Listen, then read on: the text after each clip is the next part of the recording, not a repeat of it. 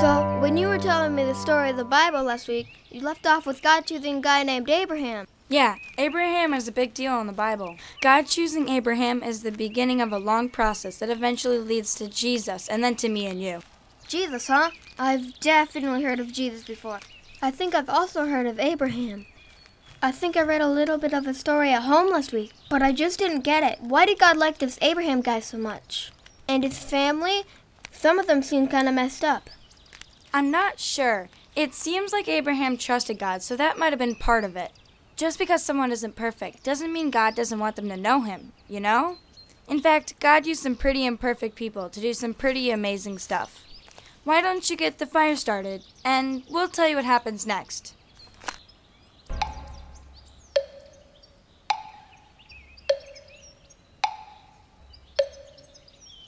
And God said, "Hey, Abraham, I've got a plan for you. Gonna make your children into a great nation and bless the world through you." Hey, Abram said, "I think you're a little confused, 'cause I don't have children and my wife Sarah is way too old to."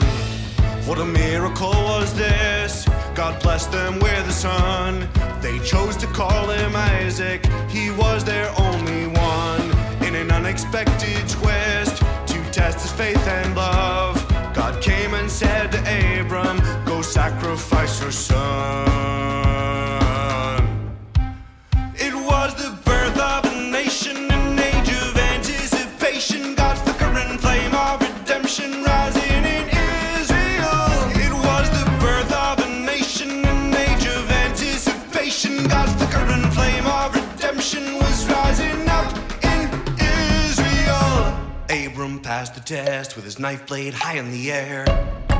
An angel showed up and said, "Hold up, don't do that thing right there." Isaac grew up and he married up. Rebecca became his wife. They had two sons, Esau and Jacob. Jacob took Esau's birthright.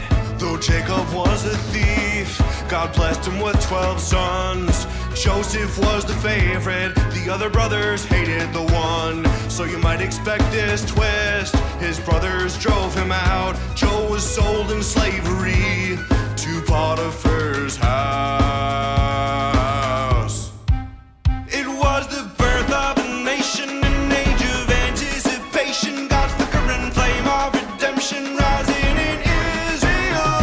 It was the birth of a nation, an age of anticipation, God's flickering flame of redemption was rising up in Israel.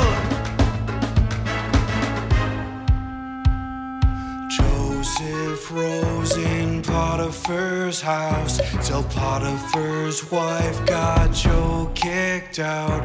Into the dungeon Joe was thrown till dreams brought Joe to Egypt's throne.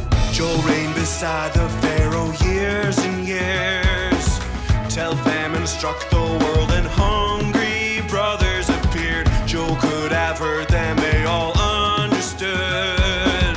Joseph said, "What you meant for evil, our God meant for good." It was the birth of a nation, an age of anticipation, God's flickering flame of redemption rising in Israel. It was the birth of a nation, an age of anticipation, God's flickering flame of redemption was rising up in Israel. Joe's brothers came to Egypt as their home. Their families grew and they multiplied till they were powerful and strong. The promise came that God made years ago. Abraham's great-great-great-great-grandchildren were now the nation of Israel.